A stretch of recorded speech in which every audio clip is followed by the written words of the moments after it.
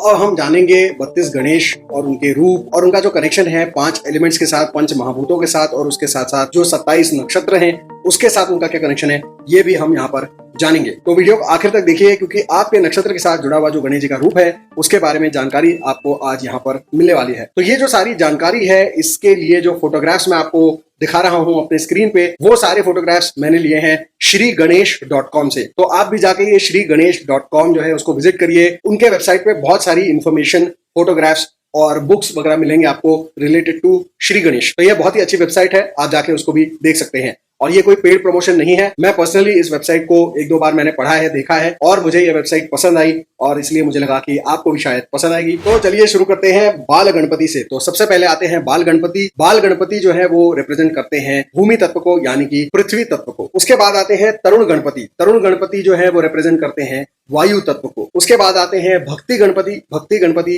Represent करते हैं water element को, जल तत्व को। उसके बाद आते हैं वीर गणपति। वीर गणपति रिप्रेजेंट करते हैं फायर एलिमेंट। शक्ति गणपति। शक्ति गणपति रिप्रेजेंट करते हैं आकाश तत्व को, यानी कि एथर को। और इसके बाद फिर आगे जो है 27 नक्षत्र शुरू होते हैं। सबसे पहले आते हैं द्विज गणपति। द्विज गणपति जुड़ा हुआ है अश्विनी नक्षत्र से। तो अगर आप अश्विनी नक्षत्र में आपका जन्म हुआ है तो आपको द्विज गणपति की मूर्ति या चित्र अपने पास रखना चाहिए। उनका वॉलपेपर आप रख सकते हैं या फिर उनके मंत्र इत्यादि पढ़ने से, जाप करने से या याग करवाने से, हवन करवाने से आपको बहुत लाभ मिल सकता है। उसके बाद आते हैं सिद्धि गणपति। सिद्धि गणपति जो है वो रिप्रेजेंट करते हैं भरणी नक्षत्र को। भरणी नक्षत्र में अगर आपका जन्म हुआ है तो आपको सिद्धि गणपति की पूजा अर्चना, याग इत्यादि करने चाहिए या इनका चित्र अपने साथ हमेशा रखना चाहिए। उसके बाद आते हैं उच्चिष्ट गणपति। उच्चिष्ट गणपति जो है वो कनेक्टेड है कृत्तिका नक्षत्र के साथ। और उच्चिष्ट गणपति जो है वो एक तांत्रिक गणपति हैं। तो ऐसा माना जाता है कि अगर आप तंत्र विद्या, ज्योतिष विद्या या किसी भी तरह की धार्मिक इस तरह की विद्या सीखना चाहते हैं तो उच्चिष्ट गणपति की पूजा अर्चना आपको करनी चाहिए। आपने सुना होगा अबाउट के.एस. कृष्णमूर्ति जी,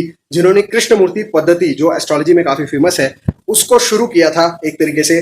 तो ये जो कृष्णमूर्ति पद्धति शुरू करने वाले के.एस. कृष्णमूर्ति जी हैं वो कई बार उच्चिष्ट गणपति की ही पूजा और साधना करते थे और उनका ये मानना था कि उच्चिष्ट गणपति के इंस्पिरेशन से ही उन्होंने एस्ट्रोलॉजी को मास्टर किया था और एस्ट्रोलॉजी में जो सब लॉर्ड का कॉन्सेप्ट उन्होंने इंट्रोड्यूस किया वो उच्चिष्ट गणपति के इंस्पिरेशन की वजह से ही वो कर पाए, ऐसा उनका मानना था। तो उच्चिष्ट गणपति जो है वो एक बहुत ही शक्तिशाली, पावरफुल सिंबल है और कृत्तिका नक्षत्र वालों को उच्चिष्ट गणपति की पूजा अर्चना, उपासना जरूर करनी चाहिए। उसके बाद आते हैं विघ्न गणपति। विघ्न गणपति रिप्रेजेंट करते हैं रोहिणी नक्षत्र को। रोहिणी नक्षत्र के जातक विघ्न गणपति की पूजा, उपासना, अर्चना कर सकते हैं। उसके बाद आते हैं क्षिप्र गणपति। क्षिप्र गणपति जो है वो रिप्रेजेंट करते हैं मृग नक्षत्र को। मृग नक्षत्र के जितने भी फ्लॉज हैं या मृग नक्षत्र में कुछ एडिक्शन के टेंडेंसीज होते हैं या मृग नक्षत्र को इंजरीज होने के कुछ टेंडेंसीज होते हैं, तो इन सारों का इलाज करने के लिए अगर आप कोई उपासना करना चाहते हैं तो क्षिप्र गणपति की आप पूजा, उपासना इत्यादि कर सकते हैं या इनकी जो तस्वीर है, चित्र है, उसको अपने साथ आप रख सकते हैं। यहाँ पे मैं बताना चाहता हूँ कि अगर आप मुझे फेसबुक पे फॉलो करते हैं तो फेसबुक पे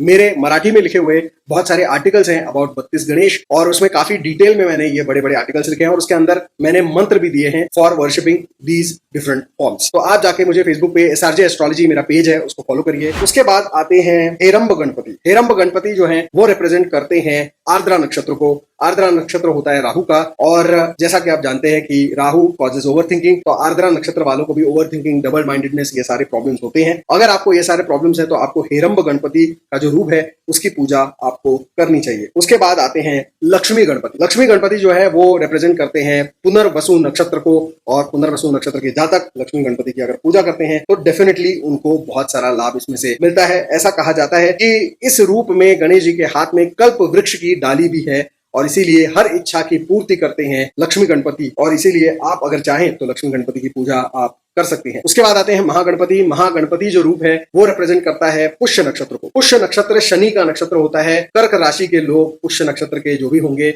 उनको महागणपति की पूजा करनी चाहिए। बहुत सारे लोगों के महागणपति महाराष्ट्र में कुल देव भी हैं और इसीलिए महागणपति बहुत ही इंपॉर्टेंट माने जाते हैं। उसके बाद आते हैं विजय गणपति। विजय गणपति जो है वो रिप्रेजेंट करते हैं अश्लेषा नक्षत्र को। अश्लेषा नक्षत्र एक गंडमूल नक्षत्र वाला नक्षत्र माना जाता है और इसीलिए कई सारे लोग गंडमूल नक्षत्र की शांति करवाते हैं। कई सारे लोग कुक्के सुब्रमण्य जो एक पिलग्रिमेज का स्थान है कर्नाटका में, वहां पे सुब्रमण्य स्वामी के मंदिर में जाके अश्लेषा बलि नाम से एक विधि होता है, एक शांति होती है, वो करवाते हैं ताकि उनके लाइफ में अश्लेषा नक्षत्र की वजह से जो प्रॉब्लम्स आ रहे हैं वो पैसिफाई हो जाए। अगर आप ये सारी चीजें नहीं कर सकते हैं तो आप अगर सिर्फ विजय गणपति की पूजा करते हैं तो इसी से आपको लाभ मिल सकता है।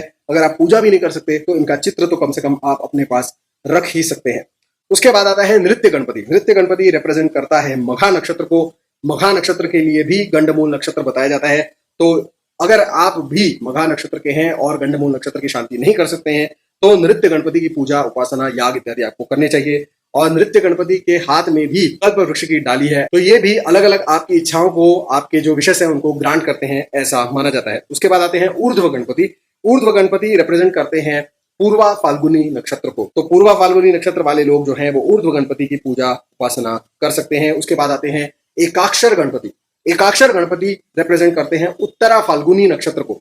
तो उत्तरा फाल्गुनी नक्षत्र वाले जो हैं उनको एकाक्षर गणपति की पूजा, उपासना करनी चाहिए। ये जो एकाक्षर नाम है वो अपने आप में ओमकार को दर्शाता है और इसीलिए एकाक्षर गणपति की जो पूजा करते हैं उनको अगर ओमकार का जाप आप करते हैं तो और भी ज्यादा लाभ आपको मिल सकता है। उसके बाद आता है वरद गणपति। तो वरद गणपति जो है वो रिप्रेजेंट करता है हस्त नक्षत्र को। हस्त नक्षत्र अपने आप में बहुत ही इंपॉर्टेंट माना जाता है।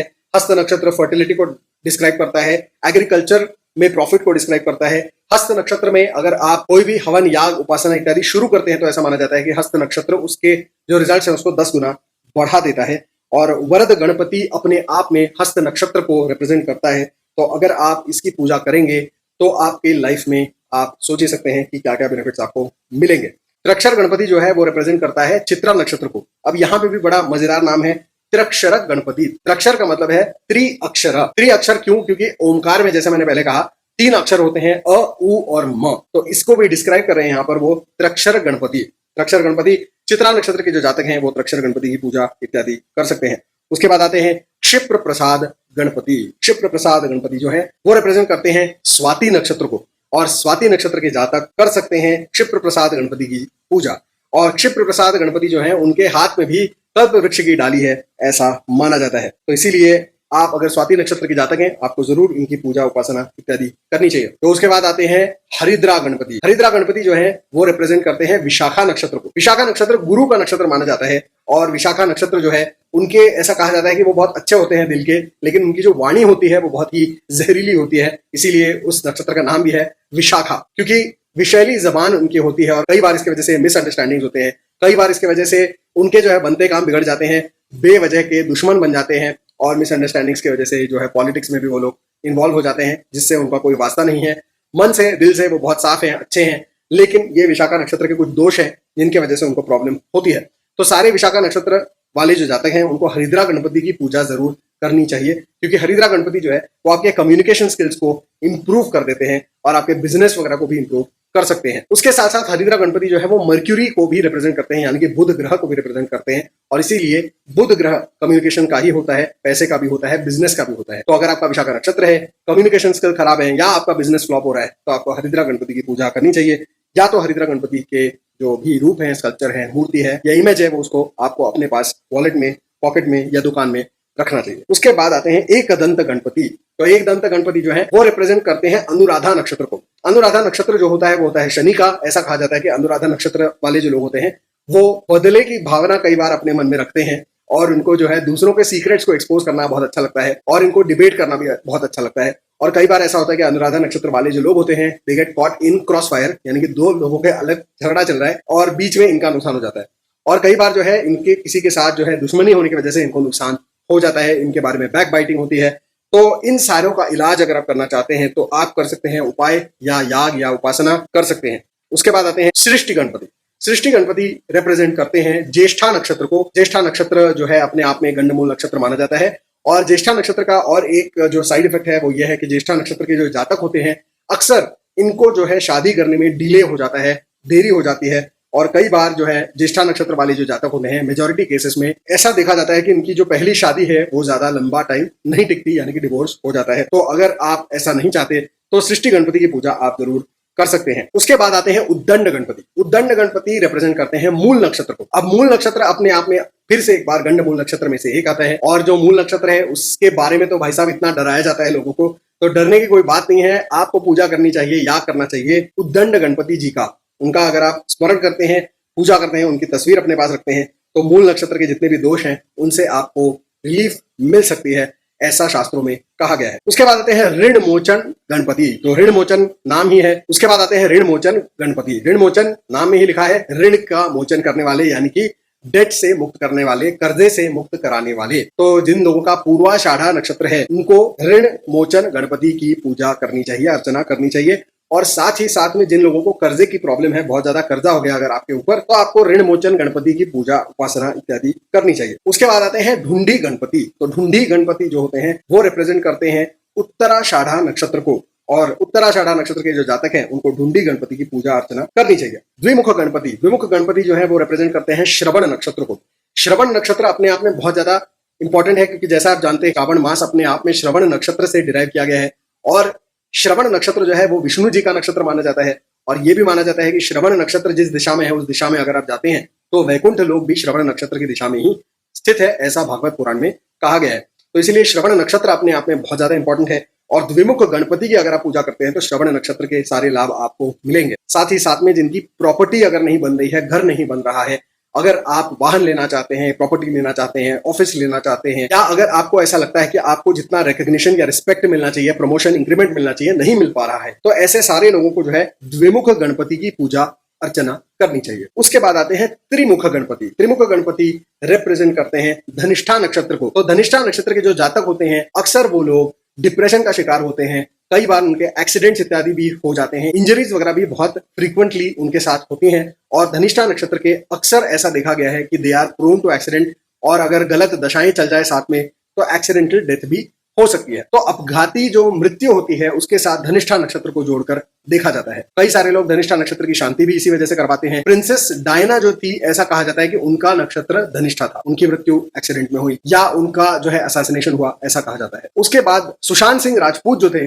उनके बारे में जितनी मेरे पास जानकारी है उसके बेसिस पे जो मैंने कुंडली बनाई, तो उसके हिसाब से सुशांत सिंह राजपूत का जो नक्षत्र है वो भी धनिष्ठा नक्षत्र था। और वो भी आप जानते ही हैं कि या तो वो डिप्रेशन के शिकार हुए और उन्होंने सुसाइड की, या तो उनको कॉन्स्पिरेसी के तहत उनका मर्डर किया गया। आइदर वेज जो हमारे शास्त्र कहते हैं कि धनिष्ठा नक्षत्र अपमृत्यु से, अननेचुरल डेथ से जोड़कर देखा जाता है, वो सही मालूम पड़ता है। और अगर धनिष्ठा नक्षत्र आपका है, या अगर आपको लगता है कि आप डिप्रेशन के शिकार हैं या आपके दुश्मन बहुत हैं, तो आप अपनी रक्षा करने के लिए भी त्रिमुख गणपति की पूजा, उपासना इत्यादि कर सकते हैं। उसके बाद आते हैं सिंह गणपति। सिंह गणपति जो है वो रिप्रेजेंट करते हैं शत तारका नक्षत्र को या शतभिषा नक्षत्र को। तो ये जो शत तारका या शतभिषा नक्षत्र है वो होता है राहु का, और उन सारे जातकों को सबसे बड़ी प्रॉब्लम तो होती है ओवर थिंकिंग की, और उसके अलावा उनके जो लाइफ का फर्स्ट हाफ होता है वो अक्सर होता है थोड़ा सा टर्बुलेंट। तो ऐसे लोगों को, शतभिषा नक्षत्र वाले जातकों को, शत तारका नक्षत्र वाले जातकों को पूजा करनी चाहिए सिंह गणपति की। तो ये जो सिंह गणपति है उनके हाथ में भी कल्प वृक्ष की एक डाली है, ऐसा कहा जाता है। उसके बाद आते हैं योग गणपति।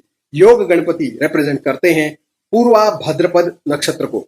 यह नक्षत्र अपने आप में काफी लकी होता है, गुरु ग्रह से संबंधित होता है। तो पूर्वा भाद्रपद नक्षत्र में जन्मे जातकों को योग गणपति की पूजा, उपासना करनी चाहिए। उसके बाद आते हैं दुर्गा गणपति। दुर्गा गणपति रिप्रेजेंट करते हैं उत्तरा भाद्रपद नक्षत्र को। उत्तरा भाद्रपद नक्षत्र शनि का होता है, और ये जो जातक होते हैं अक्सर इनके लाइफ में फर्स्ट हाफ में थोड़े ट्रबल होते हैं।